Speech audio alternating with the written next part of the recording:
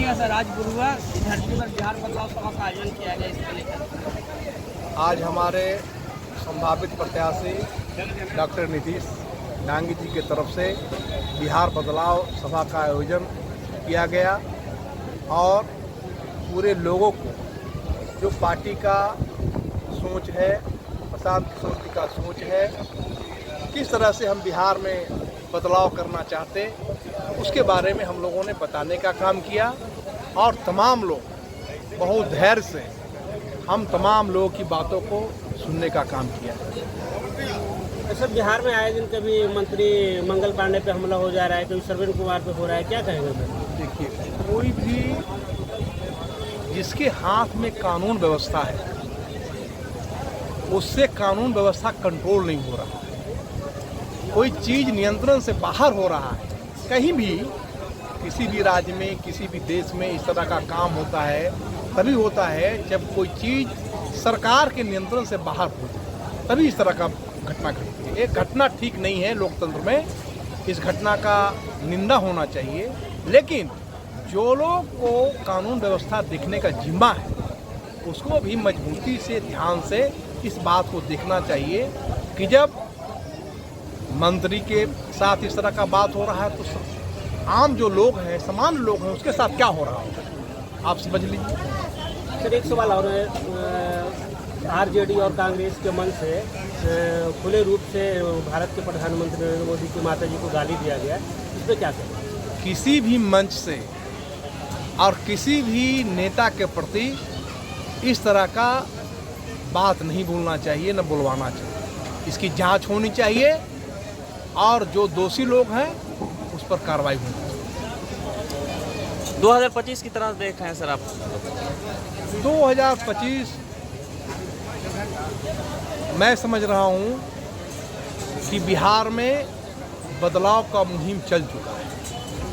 हमसे ज़्यादा आप लोग समझ रहे होंगे, जनता के बीच में रहते हैं, हम लोग भी रहते हैं, आप लोग भी रहते हैं।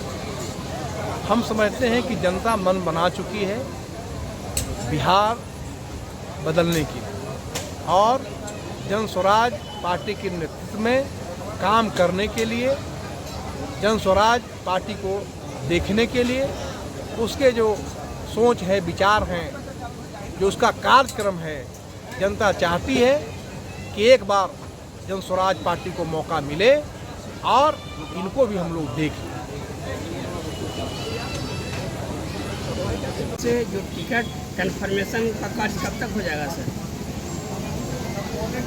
हम ऐसा, पहले तो आप लोग का धन्यवाद, शुक्रिया। सबसे पहले तो मैं ये कहना चाहता हूँ कि मैं किसी के प्रत्याशियों का लिस्ट देखने की उम्मीद नहीं कर रहा हूँ, ना कोशिश कर रहा हूँ, ना मैं उसका इंतजार कर रहा हूँ। हम लोग चयन का सिस्टम में लगे हुए हैं और वो हम लोग का जिस दिन पूरा हो जाएगा हम लोग का लिस्ट आ जाएगा। हमारे लोग जो प्रत्याशी होंगे आप लोग के सामने लिस्ट आ जाएगा। किसी का इंतजार नहीं करेंगे कौन क्या देता है, तब हमको क्या उतारना है, हम उतारेंगे पहले। ये मेरा वादा है। प्रत्याशी के चयन का क्या पैमाना होगा सर आपके यहाँ जन स्वराज में?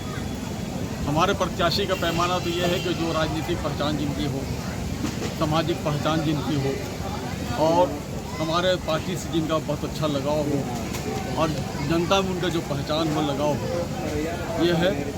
और सबसे पहले तो हम वैसे प्रत्याशी खोजेंगे जो भ्रष्ट नहीं हो, जो कभी चुनाव नहीं भी लड़े हैं, उनको भी हम लड़ाएंगे ताकि स्वच्छ छवि के ही लोग हम पहुँचेंगे वहाँ। बिहार बदलाव से सर जनता का कितना समर्थन मिल रहा है? आप तो देख रहे हैं कि हमारा रेशियो बढ़ता चला जा रहा है और 80% लोग हमारे साथ हो चुके हैं। बहुत सारे लोग इसलिए नहीं सामने आ रहे हैं कि वो दूसरी पार्टी की भी सरकार है, इसलिए वो नहीं आ रहे हैं, इसलिए उनको बहुत सारा योजना में फ़ायदा उठाना है। लेकिन हमारी सरकार जैसे बनेगी, हमारे एक विभाग अलग से बनेगा पलायन को रोकने के लिए। एक अलग मंत्रालय ही होगा जो पलायन को रोकेगा।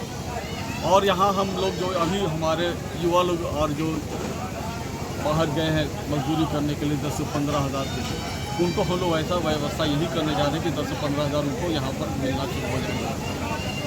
हम लोग पारिवारिक लाभ कार्ड भी दे रहे हैं, वैसे लोग को दे रहे हैं जो जन स्वराज से जुड़े हुए हैं और जन स्वराज के नियम पर, नीति पर विश्वास करते हैं। वैसे लोग को हम उससे जोड़ रहे हैं। और वो जो जुड़ेंगे, हमारी व्यवस्था जैसी आएगी, उनको प्रति माह 20,000 रुपये का फ़ायदा होना शुरू हो जाएगा। वो क्रेडिट कार्ड नहीं है कि डिजर्व उसे निकालेंगे, 20,000 रुपये प्रति माह उससे फ़ायदा उनको मिलना शुरू हो जाएगा। और जैसे किसान को मिलेगा, हम उनको जो कैश क्रॉप के रूप में ले आवेंगे, तो कैश क्रॉप में जो करेंगे तो मजदूरी होगी उसको मनरेगा से जोड़ दिया जाएगा। और हम लोग पलायन खाली से मजदूरों का नहीं रोकने जा रहे हैं। एक सवाल यहाँ और आ रही है, तो तेलंगाना का मुख्यमंत्री जो है बोलते बिहारियों का DNA मजदूरी है, इसके बारे में आप क्या कहें? सिर्फ वो तेलंगाना के ही को कह रहे हैं, सारे लोग को वही बिहार में यात्रा कर रहे हैं, सब लोग वही कह रहे हैं। नरेंद्र मोदी ने कहा यहाँ के लोग उनको दूसरे प्रांतों में मजदूरी करने के लिए हम अपने हर ट्रेन में 4 बोगी लगाया थे। ये बात क्यों नहीं आप कह रहे हैं कि प्रधानमंत्री नरेंद्र मोदी ने ये कहा, रोजगार दे नहीं रहे हैं, उल्टे ये कह रहे हैं कि हम यहाँ के बिहार को होने से मजदूर का फैक्ट्री समझ रखा है। ये कहीं नहीं कहा कि हम पढ़ाएंगे, उनका गरीबी दूर करेंगे, बदहाली दूर करेंगे। यहाँ इतना कारखाना वोट यहाँ का लेके जाते हैं, 40 MP यहाँ का होता है और कितना MP 36-38 MP है वहाँ, और 36 MP है गुजरात में, और 40 MP वाला यहाँ वोट देता है और कारखाना यहाँ नहीं लगता है। ये तो सिर्फ तेलंगाना की बात मत कीजिए, नरेंद्र मोदी ही ऐसा बोल रहे हैं। और संवैधानिक कुर्सी पर होकर संवैधानिक बात करते रहते हैं, बहुत बर्दाश्त किया जा रहा है। और ये सिर्फ 2025 ही नहीं है, 2027 भी होगा, 2029 भी होगा। मोहम्मद अमजद हसन, राष्ट्रीय कार्यकारिणी परिषद सदस्य। सर पर्याप्त कार्यक्रम कर रहे हैं बिहार बदलाव की तरह, तो तहत अभी क्या लग रहा है सर, कैसा उन्हें कितने लोगों का समर्थन लग रहा है या क्या चुनौती सामने आ रहा है यहाँ पे? देखिए, हम अभी इससे पहले 24 तारीख को बुडारू के सर्वोदय मैदान में बिहार बदलाव सभा का आयोजन किए थे। उसमें भी हमको गुरुआ विधानसभा के माने जनता ऐसे ललायित होकर के गोद में उठा ली कि मतलब जन सैलाब उमड़ चुका था मैदान में, आपको देखने को मिला होगा। और उस जन सैलाब को देख करके ही आप अंदाज लगा सकते हैं कि कैसा समर्थन मिल रहा है। आज परैया के इस मैदान में जो सभा हो रहा था, इस मैदान का भी सभा में आप लोगों की मौजूदगी देख कर करके आपको पता चलना चाहिए कि हमको कैसा समर्थन मिल रहा है। गांव-गांव घूमने के बाद लोग एकदम से गले लगा रहे हैं कि हाँ, आप जैसे प्रत्याशी की आवश्यकता है। क्या लगता है सर, इस बार विधानसभा में आप झंडा लहरा पाएंगे? हम तो 100% बोलते हैं कि हम अपना झंडा गुरुआ विधानसभा में जन स्वराज पार्टी की झंडा लहरा पाएंगे। एजेंडा क्या रहेगा सर गुरुआ विधानसभा? देखिए, एजेंडा अभी तक गुरुआ विधानसभा का जो एजेंडा है, सर्वप्रथम शिक्षा पर मेरा जोर है। अगर गुरुआ विधानसभा के जनता ने, माताओं बहनों ने अगर भरोसा किया तो हम सबसे पहले शिक्षा में सुधार लाएंगे। शिक्षा में सुधार किस तरह से लाएंगे?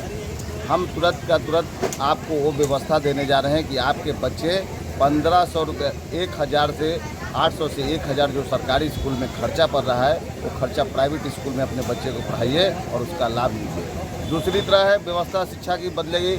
हर पंचायत और प्रखंड में नेतरहाट और नवोदय के तर्ज पर स्कूल खोल कर करके शिक्षा की व्यवस्था बदली जाएगी। अगर मेरी सरकार बनी, अगर माता बहनों ने आशीर्वाद दिया, उसके बाद हम स्वास्थ्य पर ध्यान देंगे, क्योंकि हम पूर्व से ही शिक्षा और स्वास्थ्य पर काम करने वाले आदमी हैं और मेरा पूरा फोकस पहले शिक्षा और स्वास्थ्य पर रहेगा। स्वास्थ्य में आज हर प्रखंड में, हर पंचायत में एक PHC की आवश्यकता होनी चाहिए थी, जो कि नहीं है। और है भी तो जहाँ पर ANM इलाज कर रहे हैं, डॉक्टर नहीं हो रहे हैं, आपके यहाँ MRI की व्यवस्था नहीं है, आपके यहाँ मॉडल अस्पताल तो बना दिए जा रहे हैं लेकिन मॉडल सुविधा नहीं मिल पा रही है। तो बच्चा आज भी वहाँ के व्यक्ति को रेफर पर ही जिंदा रहना पड़ता है। न कि कहने का मतलब है कि सरकारी अस्पताल में किसी तरह की व्यवस्था नहीं है, उनको केवल कह दिया जाता है कि मेरे यहाँ ये व्यवस्था नहीं है, वो व्यवस्था नहीं है, चल जाइए प्राइवेट अस्पताल में। अगर हमको मौका मिला तो हम स्वास्थ्य पर भी काम करेंगे। दूसरी चीज़, तीसरी चीज़ है, हम यहाँ पर देख रहे हैं आज घूसखोरी इतना बढ़ चुका है, अफसरशाही समझ लीजिए कि हम अगर 15 दिन में यहाँ घूम रहे हैं, 20 दिन से घूम रहे हैं, 1 महीने से घूम रहे हैं, इस दरमियान 4 से 5 मैंने समझिए उसको हत्या कहेंगे, घटना तो नहीं बोल सकते हैं, कारण क्या है कि बिजली से मौत हो गई है 4 से 5। अगर ये बताइए कि एक मौत के बाद भी यहाँ के प्रशासन, यहाँ के विधायक, यहाँ के बिजली कर्मी, SDO, इंजीनियर नहीं संभल रहे हैं, तो इस तरह का घटना का निमंत्रण दे रहे हैं। उन्होंने क्या कर रहे हैं, 50 साल से जो तार लगा है उस तार का हर साल सर्विस का पैसा आता है, कहाँ चला जाता है भाई? तार तो बदली नहीं होता है, रिपेयर नहीं होता है। तो ये सारी बहुत सारी अभी रोड पर जाम की समस्या है। कोई भी किसी भी आपने इतने सालों में कितनी मार्केट, कितना व्यवस्था दिया, कितने मार्केट को सुसज्जित किया है, कितने बाज़ार को किसानों के लिए बाज़ार दिए, जहाँ पे अभी तक देखिए रोड पर क्यों आज क्राउड है, रोड पर जाम क्यों लग रहा है? अगर उनको सुनिश्चित व्यवस्था दी जाएगी, सुनिश्चित मार्केट कर दिया जाएगा तो जाम की समस्या भी खत्म होगी और लोगों का इसका लाभ मिलेगा। परिचय दीजिएगा सर। मैं डॉक्टर नीतीश कुमार दागी और जनसुराज पार्टी के गुरुआ विधानसभा से अभी संभावित प्रत्याशी हूँ।